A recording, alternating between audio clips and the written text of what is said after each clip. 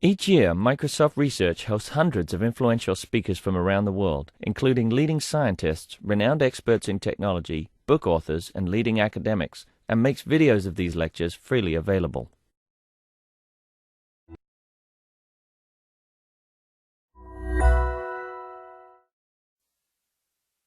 Good morning.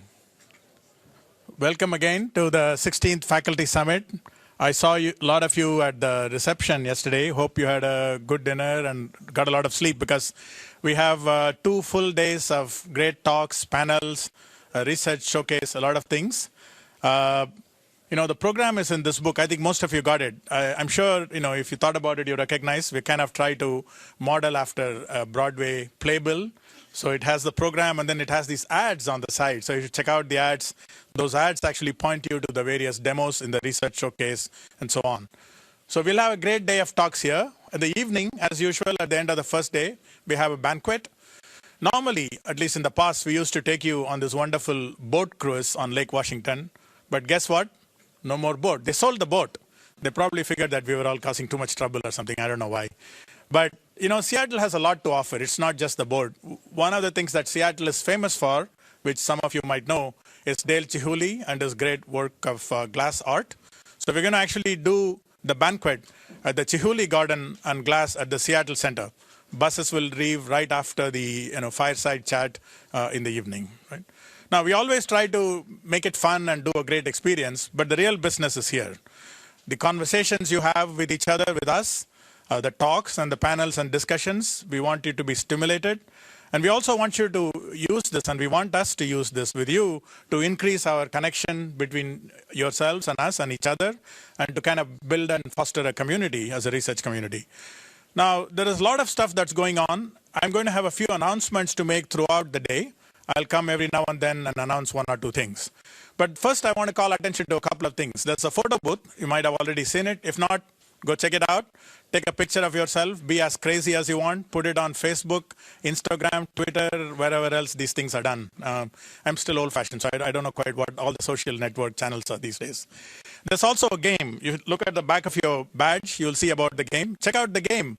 There's actually a very attractive prize to win. I won't tell you what it is, but it's a surprise. But do check out the game. The game is really an opportunity for people to interact and get to know each other and learn about things.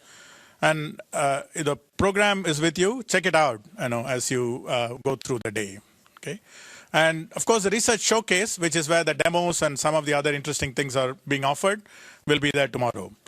So that's just the beginning, but let me not belabor your time, because I know you're all eager to meet our first speaker. Let me introduce the first speaker and my boss, Dr. Jeanette Wing. Now, Jeanette's known to all of you more than me, probably, because if ever you wrote a grant proposal to NSF in the recent years, she was the funding director for CSIE, so you probably came across her, or at least she probably saw your proposal on her desk, and she probably has a good opinion about you, or a bad one, I don't know. But now, of course, I'm bringing her on as the corporate vice president for research at Microsoft Research. Now, Jeanette, has a very interesting character. She works tirelessly. It's a little bit dangerous to have a boss who, takes 20 minutes to reply to email, no matter what time of the day. So you pretty much have to be on your toes all the time. Oh, well, anyway, she's here. She's going to talk about Microsoft's unique role in the computing research ecosystem. Thank you, Anandan. Welcome, Jeanette. Good morning. I'm Jeanette Wing. I'm in charge of the basic research labs for Microsoft Research. And I'd like to welcome all of you to the 2015 Microsoft Research Faculty Summit. We have a fire hose agenda in store for you, and I invite you to soak it all in. Before I forget, I'd like to thank the Microsoft Research team who put together this fantastic program and who also has been working tirelessly behind the scenes to make this event run smoothly. So now is an incredible time to be in computing. Technological advances continue to accelerate at a breathtaking pace. Speaking to the theme of this summit, artificial intelligence, advances in AI are going to touch every aspect of our lives. As the dumbest device gets smarter, and as machine intelligence complements and expands human intelligence. The sharing economy has given us a new verb, to Uber. And it's not just about hailing a taxi, but for instance, in China, you can Uber to get a foot massage. Trends in hardware and devices are pointing to new cluster configurations using FPGAs and GPUs, and new wearables on our head, on our wrist, on or in, who knows where next. Companies in sectors such as energy, healthcare, manufacturing, and transportation are becoming software companies because more and more of what they build and how they build them rely on software. And the systems that we build are going to need to achieve a precise notion of approximate correctness because users want systems to be reliable, predictable, and safe, despite the fact that our systems work in the real world where the environment is unreliable, unpredictable, and unsafe. And finally, fields from biology to the arts are daring to ask questions they never asked before in exploring the power of computing and the prevalence of big data. And in so answering these questions, they'll push us in computing to invent new technology, new models, new tools, new methods, new algorithms, and new experiences. What is behind all these technological advances? Basic scientific research. Basic scientific research has made possible today's technology and will create tomorrow's. I would like to unequivocally state that Microsoft is committed to open, long-term basic research. Microsoft Research has an open research environment. We publish, we go to conferences, share tools and code, and freely interact with the external community like all of you in academia. We support long-term research. We understand the value of sustained investments in our people and their ideas, because you never know when an idea is going to be ready for prime time, and you never know when an idea will disrupt the world. Microsoft Research provides an environment that gives our people the freedom to pursue ambitious research agenda that takes patience and perseverance to pursue. And we give our people the freedom to pursue curiosity-driven research where serendipity and luck are often factors to success. Microsoft Research is also committed to our long 24-year history and deep friendship and partnership with all of you, the academic community.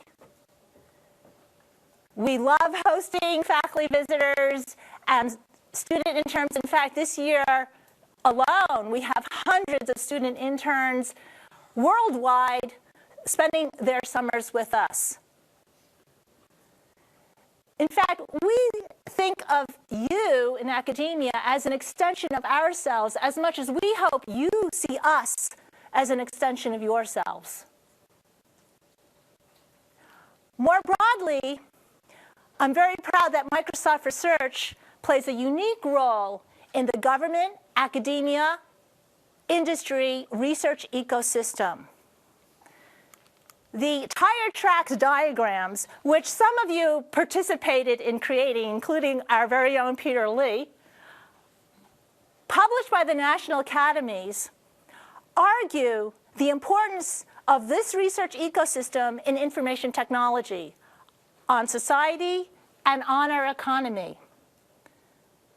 Sustained investments in basic research by the federal government and by companies like Microsoft have led to billion-dollar businesses. That's what those long, colorful stripes down the diagram show. And the wispy lines in between the colorful stripes depict the flow of ideas and people going back and forth between academia and industry, and sometimes government, that has enabled these billion-dollar businesses.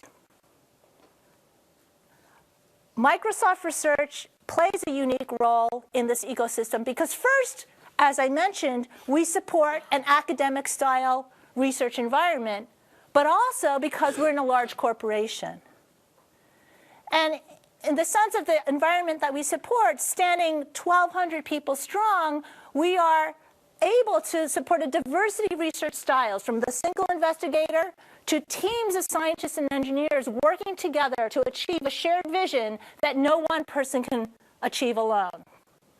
And we're also very inclusive. We support a breadth of research areas covering almost all of computer science and fields beyond computer science. But most importantly to you, Microsoft Research is a home for PhD talent that want to pursue a fruitful and productive research career, and at the same time, through the reach of Microsoft's products and services to all of our customers, have the opportunity to impact the lives of billions of people. So, let's invent more tire tracks together. So that's how I wanted to just frame the rest of my talk. I'm going to go into 3 vignettes, 3 research stories. I selected these 3 because they actually speak to the theme of the conference. If you listen really hard, you'll hear machine learning a few times. Also, because they make concrete some of the trends I mentioned in my opening remarks, but also because they're wonderful examples of collaborations with you in academia. So let me start with the first story on image captioning. Before I get into the story, I want to put it in some historical context. When artificial intelligence was born in 1956 at the Dartmouth Conference, its founders, including Minsky and McCarthy and Newell and Simon, realized early on that to tackle the grand AI challenge, which was to get a machine to simulate the intelligence of humans, was far too great to do at once. So very quickly, AI subdivided into different fields, all of which have become, on their own right, fields in computer science and artificial intelligence. So we have computer vision and speech and natural language processing and machine learning and machine translation and robotics and so on. What has happened recently is that because of techniques that cut across all those sub-areas, including machine learning, especially deep neural networks, deep learning neural networks, and so on, these fields have started to converge. And now there's a sense in the air that maybe we as a community are ready to tackle that grand AI challenge again. And so it is in this context I want to explain the image captioning work, which really represents the lines of vision and language coming together along with the newer field of human computation or crowdsourcing, crowd working, which was very instrumental in this work. So let me start with the problem. The problem is, if I give an image to a machine, can the machine generate a sequence of words where that sequence of words describes appropriately what the image is all about? So let's see how well our system does. Here's an image, and there are 2 captions. A man standing on a tennis court holding a racket, and the man is on the tennis court playing a game. One of these captions was generated by a machine, and one of these captions was generated by a human. So how many people think the first caption was generated by a machine? Well, you're right. Let's do another. here's another picture. A woman is standing near the road with a dog on a leash, and a blurry photo of a woman walking down the street. So how many people think the first caption was generated by a machine? You're wrong. But it goes to show that our system's pretty good. So to explain a little bit more about this image captioning work, I'd like to ask Meg Mitchell and Larry Zitnik to join me on stage, and they're going to answer a few questions. So Meg and Larry, thank you. So Meg, tell us a little bit more about this pipeline of activities that allow us to generate these captions. Right, so as you can see in the picture here, it's basically split up into 3 stages: image processing, caption generation, and global re-ranking, where we take the output of a convolutional neural network, which is pretty exciting and becoming quite common in computer vision work, in order to predict a bunch of words, which we actually call visual concepts, that we believe to be in the image. And then we use a maximum entropy language model to generate each word in sequence. The fun thing about using a maximum entropy language model instead of a vanilla language model is that we can pack in all the visual information and featureize it. And then after generating a bunch of captions that we think might be reasonable, we look at global matching between each caption and the image using a model called the Deep Multimodal Similarity Model, in order to try and find the caption that is closest to the image in continuous space, and we output the first one. Great, thank you, Meg. So one of the important inputs to this system is something called the Microsoft Common Objects in Context Image Dataset, or we call it Microsoft Coco. And I'd like to ask Larry to explain the genesis of this data set and also how it, by sharing it with the community, we were able to expedite the progress in computer vision and the like. Yeah, the idea for Microsoft Coco really started 2 years ago for a summer internship. And we were really inspired by ImageNet and how, for those of you familiar with ImageNet, it was a huge data set of images which really turbocharged the computer vision community along with deep learning for the image classification task. And what we wanted to do was basically the exact same thing, but for object detection and for object segmentation. And at that point, there didn't exist any data sets of that size for that. So as a data set progressed and we got more data, we had to do more types of data, we had to do evaluation servers and whatnot, the group started getting bigger and bigger. As you can see, there's a wide variety of different people across academic institutions and other industrial research labs, and several students that have joined the effort. Now, where does Microsoft Coco stand today? Right now, we have over 160,000 images in the data set. We're hoping to double it this year with 2 million segmentations. This is a lot of segmentations. And if you think about it, if you're segmenting out all these different objects, we have devoted over 100,000 mechanical Turker hours in creating this data set. So that's a huge amount of work put forth by the Turkers in creating this. Now, one thing that's interesting is the captions. Now, there's kind of an interesting story behind this. And what it started out from was last summer, we wanted to have an internship where we wanted to explore image captioning. But we looked around, we tried to find some data that we could actually do training from, and we couldn't find a data set that was big enough. So what we did is we worked with the Coco group, and we said, well, can we just annotate all the Coco images? And that's what we did. Now, we didn't really think of this at the time, but basically the Coco group, they did the annotation of the images, and not only gave it to us, but they just basically published it to everyone. And we didn't know this, but when CVPR came around, I think many of you know this story, but there was a lot of groups, a surprising number of groups that actually picked up on these captions. And there was 4 or 5 different papers submitted and then accepted to CVPR this year, and it was a really big hot topic at CVPR.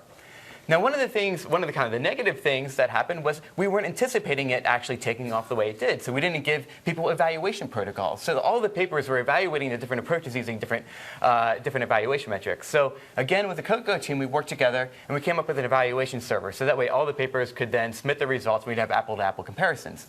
But then it turned out that the automatic captions themselves weren't that indicative of which systems were working better than the others, because it's hard to evaluate whether a caption is good or not. So then we had a caption challenge at CVPR this year where we actually had humans come and generate or judge these captions. And that was really popular and really interesting to see.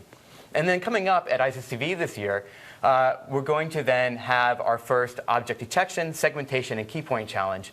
And we're really excited. Fantastic. Thanks, Larry. So, Meg, let's go back to the image capturing work and this evaluation criteria problem. What was the most difficult technical challenge you had to overcome in getting the system to do so well? Yeah, so one problem in generation is trying to find a really good objective function.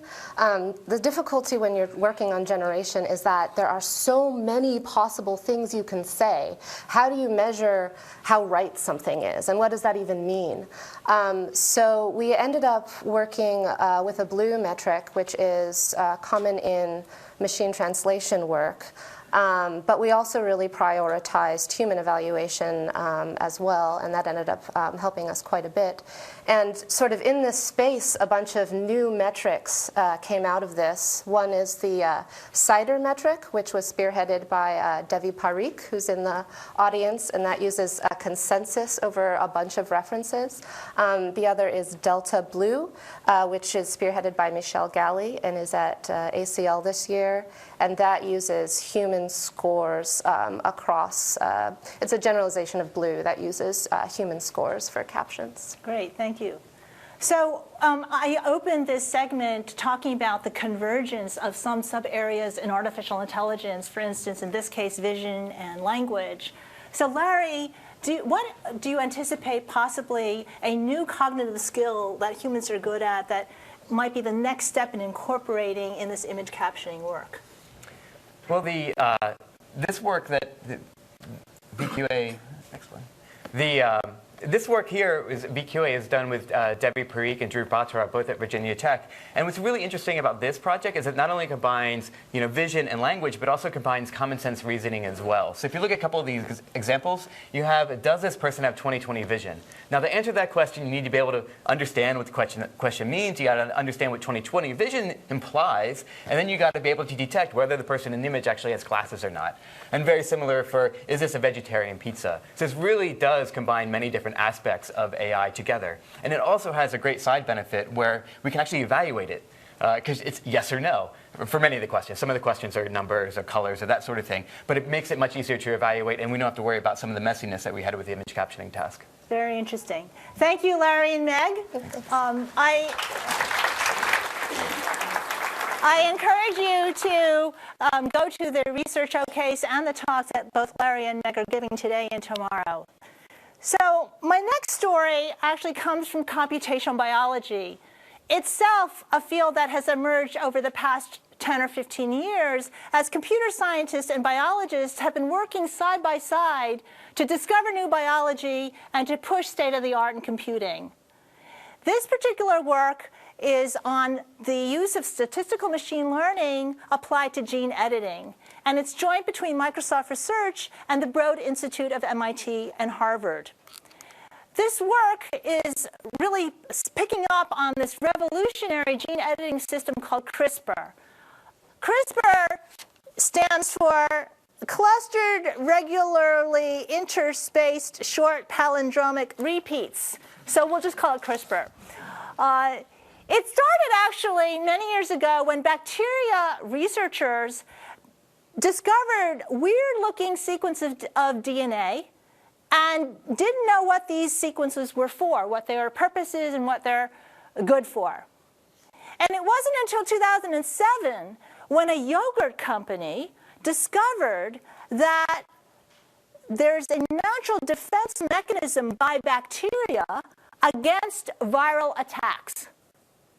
And then molecular biologists in 2012 found a way to co-opt this naturally occurring bacterial defense mechanism to find a way to edit any gene in any organism. That's why this is a revolutionary technique, because it is so general purpose. So what I'd like to do is ask Jennifer Listgarten up on stage to join me. She will talk more about CRISPR, gene editing, yogurt maybe, and statistical machine learning. Jennifer? Thanks. Right, as you mentioned, CRISPR is about gene editing, which is about deleting or changing parts of your genome. And this has long been a goal of molecular biology because it would help enable things like precision medicine and drug development. And as you mentioned, it has sort of a fascinating story, the development of this system, because it comes from a naturally occurring defense mechanism in bacteria. And so it's kind of neat. The way it works, sort of depicted in the picture there, is that bacteria has essentially a scrapbook of memories on which it can store viruses that it's been infected by before. And then a second part of the machinery is that it has essentially like a genetic repair kit, which consists of scissors and glue. And so what happens is when a bacteria gets infected by a virus, if it recognizes it because it's been in the scrapbook, then it can deploy these genetic scissors to go to the virus and chop it up, thereby disabling it. And so, as you mentioned, researchers have managed to hijack this system to do general-purpose gene editing. And the way that works intuitively is that they essentially create a synthetic viral memory, and they can therefore trick the cell into performing, like any cell in any organism, as you said, for any gene, basically to do their gene editing of choice. Wow. So where does statistical machine learning fit in all this? Right. So it turns out that for a particular gene edit, that there are hundreds of these synthetic viral memories that satisfy the constraints of the system, and only a few of them actually work. And so that's where things like machine learning and statistics come into play, because we can essentially, by using statistical modeling approaches, help bypass very laborious, expensive, large-scale experiments. Wow, terrific. Thank you, Jennifer. I wanted to just say that the predictive model that she just talked about that was done by her colleagues and herself is actually available online off this website.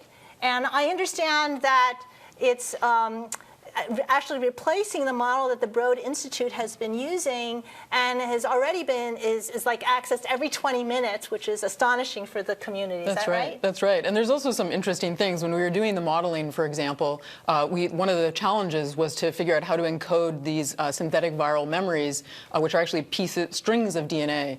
And you need to encode them in a way that the machine learning model can recognize it.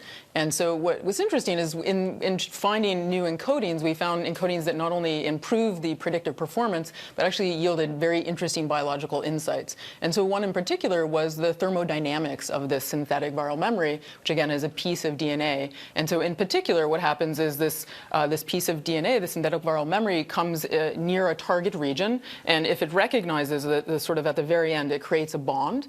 And if the bond sticks, then it can elongate this bond sort of like a zipper. And so as you might imagine, the thermodynamic properties here might be important. And so we could basically show that in our predictive model. Great. Thank you. Thank you, Jennifer.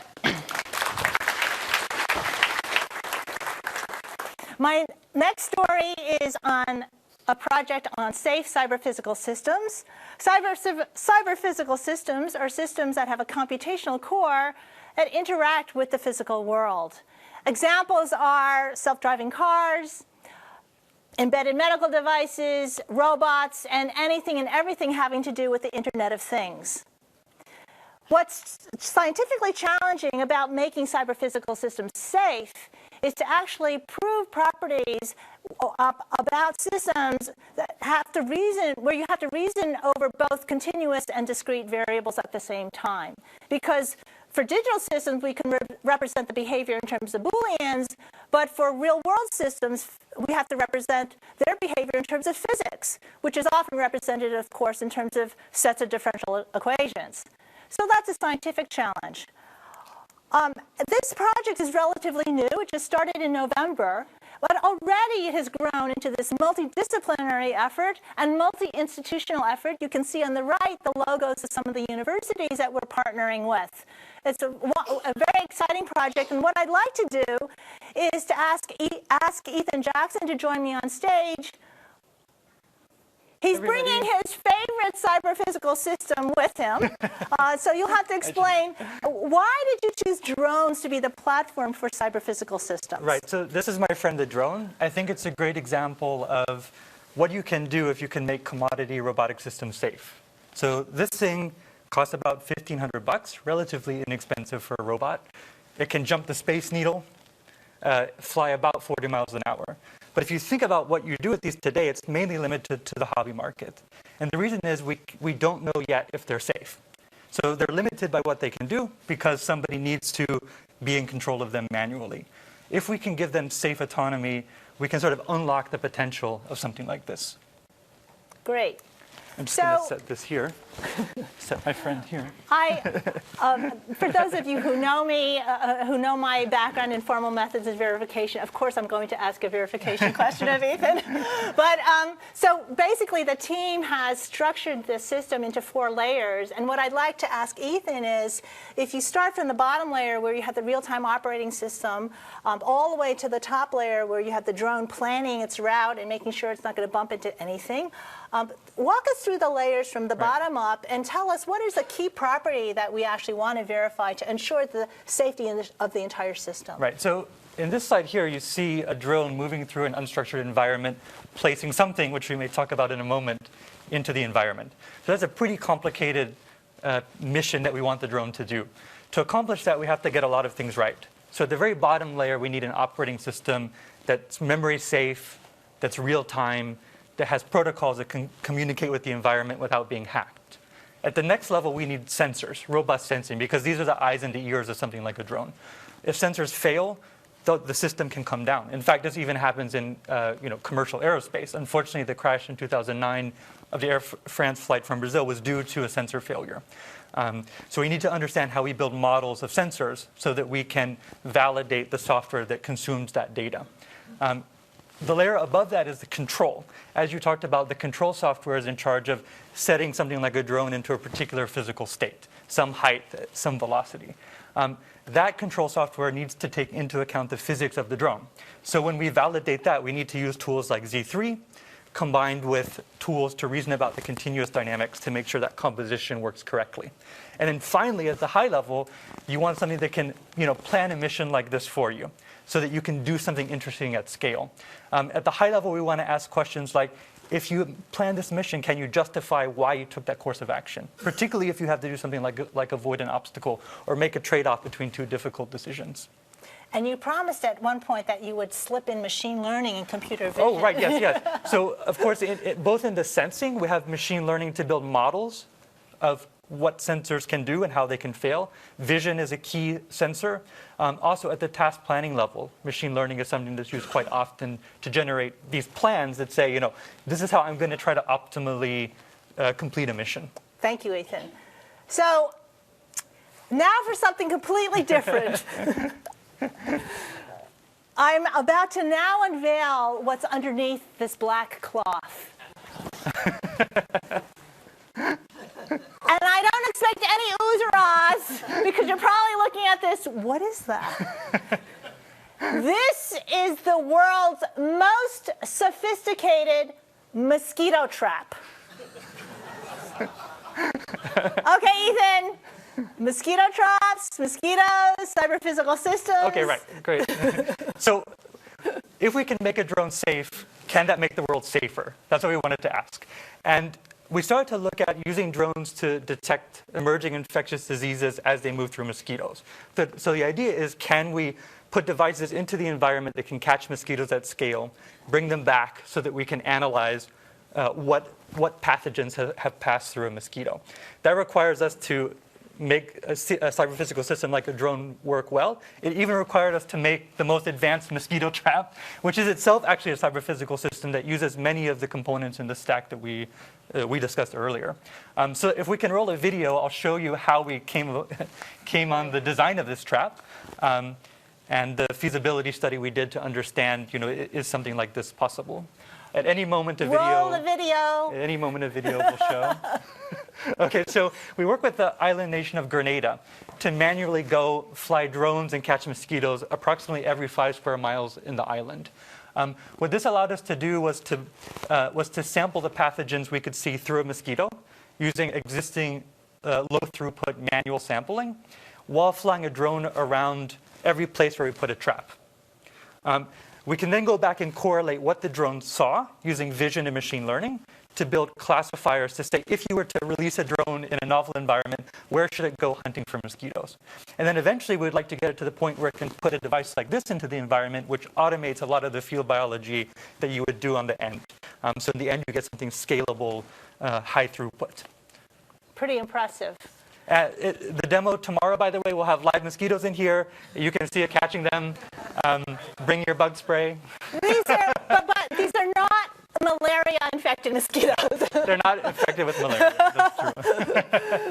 Great. Thank you, Ethan. Okay, thank Again, you, for more, go to the research showcase tomorrow. He will have live mosquitoes, and you can see this most sophisticated mosquito trap in action catching mosquitoes. Cool. Thank you. Thank you so much.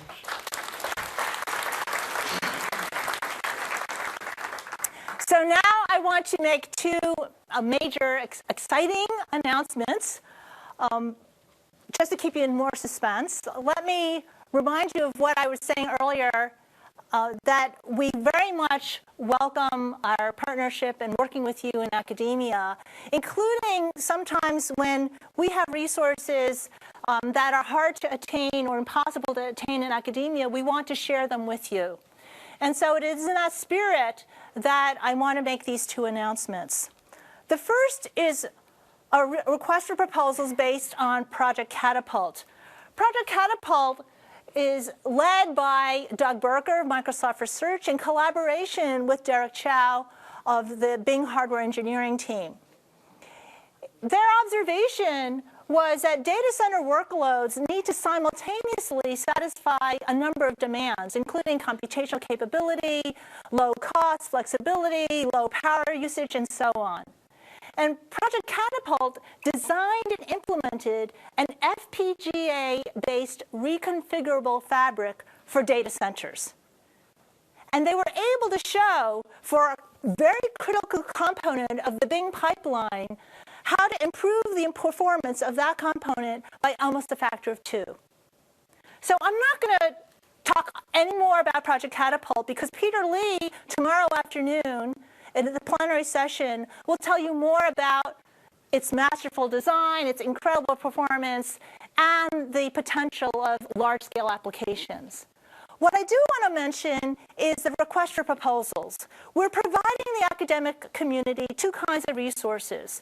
One is a Catapult-based or an FPGA-based cluster that will be hosted at the Texas Advanced Computing Center. And it will be available to anyone who writes a proposal to us, and that proposal gets selected. We're also providing Catapult boards, specifically these boards that the Catapult team has invented, to two of our partners in Switzerland, EPFL and ETH Zurich. Those researchers will be able to actually play with the hardware itself. So the website is on the bottom. There's an email address to which you can just submit your proposal. There's no deadline. There's just rolling submissions. Please look for that. My second announcement is the Hololens Academic Research Grant request for proposals. So we already announced this 2 days ago, and this is incredibly exciting for us to be able to share with you. So the HoloLens is a device and a technology that was actually announced in the spring along with the Windows 10 announcement. It's a device that you wear that goes beyond virtual reality and goes beyond augmented reality.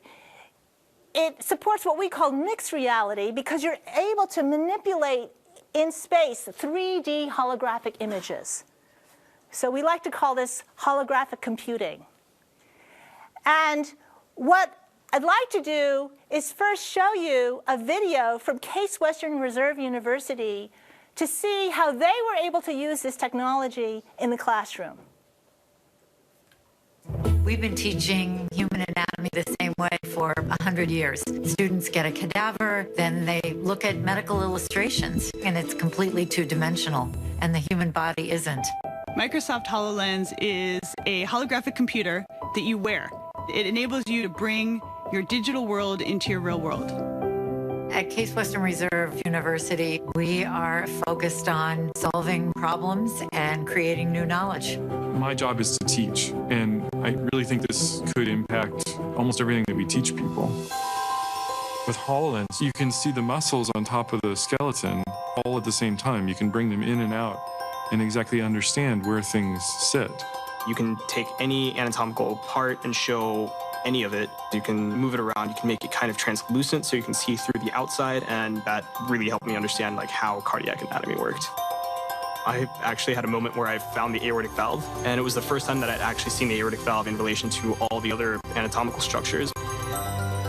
It was a way of seeing it that you couldn't do with an actual heart.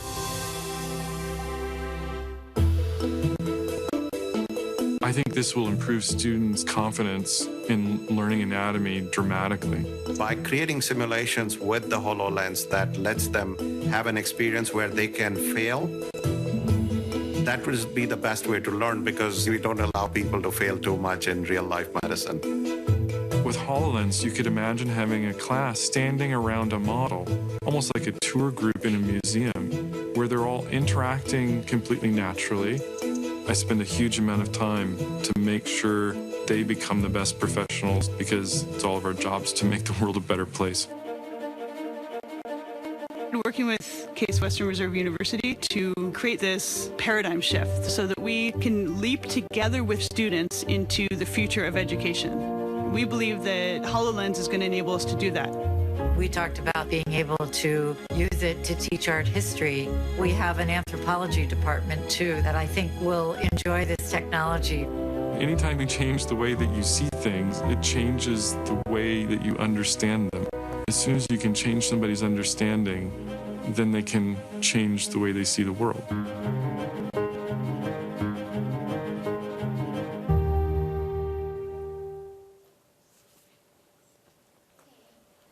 Great, thank you. So one of the reasons we're working with the HoloLens team in putting this request for proposals to the academic community is we really want your creativity to participate in inventing the future, if you will, in terms of, what can you do? What can you imagine doing with this technology? And the other reason we're putting this request for proposals out is we actually want to encourage academics to actually do research in holographic computing. So we are going to be awarding 5 awards at $100,000 each, along with 2 devices and the development kit. And please go, please go to the website, and you'll learn about more details about the schedule, the eligibility requirements, and so on. So let me close now and just say the future is for us to invent together. Thank you very much. Thank you, Jeanette. Wow, that was amazing. That was breathtaking. So let's give another hand for Jeanette. Each year, Microsoft Research hosts hundreds of influential speakers from around the world, including leading scientists, renowned experts in technology, book authors, and leading academics, and makes videos of these lectures freely available.